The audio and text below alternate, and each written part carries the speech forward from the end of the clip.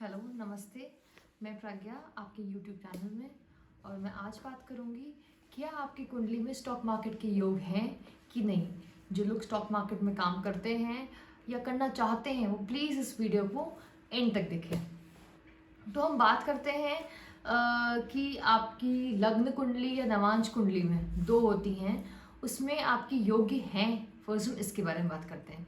तो जो मेन कारक का भाव होता है, मेरे नीचे फोटो जो मैंने साइड में लिखी है उसमें आप अगर देख पा रहे हैं उसमें 12 पार्ट्स या भाव हैं। तो जो पांचवा भाव होता है वो मेन कारक होता है स्टॉक मार्केट का। और हम बात करें पैसा जो आता है वो उसका कौन सा भाव होता है, उसका होता है वो 11th भाव। मतलब कि जो भी पैसा आ रहा है आपके स्टॉक मार्केट में कहीं से भी, वो आपके 11th भाव का देखा जाता है। अब हम बात करते हैं कि जो भी गोल्ड सिल्वर या पैसा आ रहा है, या अगर अब मैं बोल दूं बैंक, बैंक बोला जाता है सेकंड भाव को, कि जो भी पैसा है, जो भी आपका गोल्ड है, सिल्वर है, वो हो गया। अब हम बात करते हैं आपका लक या आपका भाग्य, वो है आपका नवा जो भाव है, 9th भाव। तो बेसिकली अगर अगर आपने सुना होगा कि अगर आप 98% हार्डवर्क करें, 98% अगर आप मेहनत करें, अगर आपकी पूरी कुंडली में अच्छे से सब कुछ है, बट अगर आपका 9th वाला भाव या अगर आपका लक आपके साथ नहीं है, तो कहीं ना कहीं वो 98% भी हार्डवर्क सब रखा का रखा रह जाता है। ठीक है, तो अब हम बात करते हैं क्या क्या चीज़ें कहाँ परमुटेशन एंड कॉम्बिनेशन के थ्रू, कि क्या चीज़ कहाँ है, तो क्या वो अच्छा होगा और क्या नहीं होगा। तो अब हम बात करते हैं कि किसका क्या स्वामी है। फर्स्ट हम इसके बारे में बात करते हैं। तो अगर आप 12 ये देख पा रहे हैं, तो अगर आप गूगल करेंगे तो आपको पता चल जाएगा कि हर भाव का कौन कौन से क्या क्या स्वामी है। स्टिल मैं आपको बता दे रही हूँ। तो जो पांचवा भाव है उसका स्वामी है सूर्य, जो सेकंड भाव है उसका स्वामी है शुक्र, जो आठवां है उसका स्वामी है मंगल, एंड जो 9th है उसका स्वामी है बृहस्पति। तो हम बात करते हैं क्या चीज़ आपके वहाँ यहाँ पे क्या है, जिसके थ्रू आपको खुद से थोड़ा बहुत आप आइडिया लगा लें कि आपकी कुंडली में स्टॉक मार्केट के योग हैं, आपको करना चाहिए कि नहीं करना चाहिए, जो भी।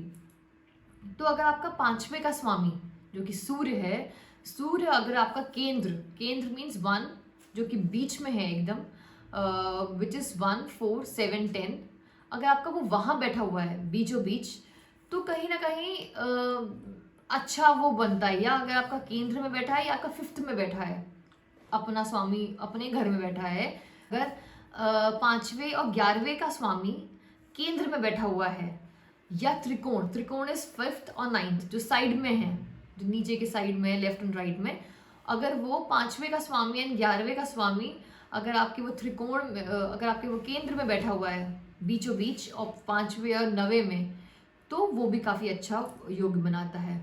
अगर आपका पांचवें और 11वें के स्वामी के साथ गुरु बैठा हुआ है केंद्र में, तो वो भी अच्छा काफ़ी योग बनाता है आपके स्टॉक मार्केट काम करने के लिए। अब हम बात करेंगे कि केंद्र में कहाँ कहाँ क्या क्या बैठा हुआ है कि आपका वो पॉजिटिव आप स्टॉक मार्केट में कर सकते हैं। अगर सेकंड एंड 9th का स्वामी एक साथ अगर केंद्र में बैठा हुआ है तब भी अच्छे बनेंगे। अगर आपका पांचवें और 9वें का स्वामी एक साथ केंद्र में बैठा हुआ है तब भी अच्छे बनेंगे। अगर आपके दूसरे और पांचवें का स्वामी अगर केंद्र में बैठा है या त्रिकोण में बैठा है, त्रिकोण में मैंने बताया ना 5th और 9th में बैठा है, तब भी काफ़ी अच्छे आपके योग बनते हैं। अब हम बात करते हैं कि ये तो मैंने बात कर ली कि कैसे आप चेक करें योग हैं कि नहीं। अब मैं बात करती हूँ कि कैसे आप चेक करें कि कहीं ना कहीं आपकी कुंडली में कुछ ना कुछ दिक्कतें हैं, कि आप स्टॉक मार्केट करें ना करें। करें तो बहुत ज़्यादा कम अमाउंट से करें, क्योंकि लॉस हो जाता है, आपको पता ही है।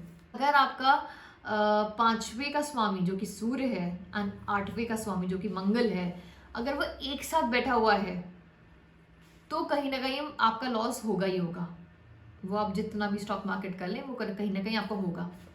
दूसरी चीज़, अगर आपका ग्रहण लगा हुआ है, ग्रहण मतलब अगर सूर्य और मंगल के साथ, सूर्य या मंगल के साथ कोई पापी ग्रह बैठा हुआ है, पापी ग्रह मतलब राहु केतु और शनि बैठा हुआ है, तो कहीं ना कहीं आपका जो भी, अगर आप स्टॉक मार्केट में काम करना चाहते हो, तो आपका वो होता है ना, आपने ट्रेड ली, बट आपको पेशेंस नहीं है कि हाँ ऊपर जाएगी नहीं जाएगी नहीं जा रही, आपने तुरंत वो ट्रेड निकाल दी।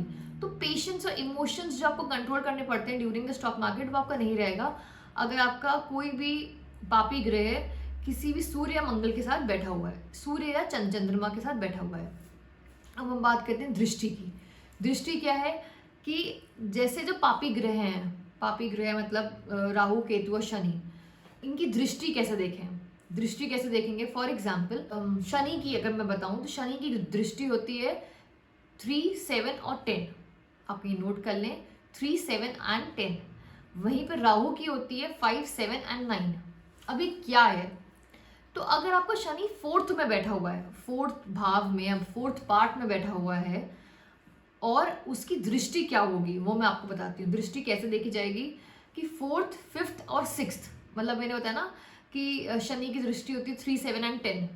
तो उसकी दृष्टि अगर 3, 7 एंड 10 है, तो मतलब अगर सूर्य या चंद्रमा आपके 6th, 10th या पहले भाव में बैठा हुआ है, तो आपको कहीं ना कहीं नुकसान होगा, लॉस, आप हमेशा लॉस में रहोगे। कैसे लॉस में, कि आप 5 दिन होते हैं अगर ट्रेडिंग के, आप 3 दिन बहुत अच्छा प्रॉफिट कमाओगे, बहुत अच्छा, आपके 2 दिन पूरा आपका जो भी प्रॉफिट कमाया होगा सब आपको निकल जाएगा लॉस में, प्लस एक्स्ट्रा लॉस होगा। वो अगर आपको देखना है तो आप ऐसे देख सकते हैं। आपको फिर से एक एग्जाम्पल के थ्रू बताऊं कि अगर राहु फॉर एग्जाम्पल फर्स्ट में मैं बैठा हुआ है, फर्स्ट भाव में बैठा हुआ है, तो अगर 5वें भाव में, 7वें भाव में या 9वें भाव में सूर्य दैट इज सन या चंद्रमा दैट इज मून बैठे हुए हैं, तो आपको आपका वो ग्रहण लग रहा है, आपकी दृष्टि, उसकी दृष्टि के थ्रू उसमें ग्रहण लग रहा है, तो वहाँ पे भी ऐसे टाइम में भी आपको काफ़ी लॉस होता है। बाकी अगर मैं बात करूँ कि इसके उपाय क्या हैं वो मैं आपको कभी नेक्स्ट वीडियो में, कभी वीडियो बनाऊंगी, उसमें आपको मैं डिस्कस करूँगी।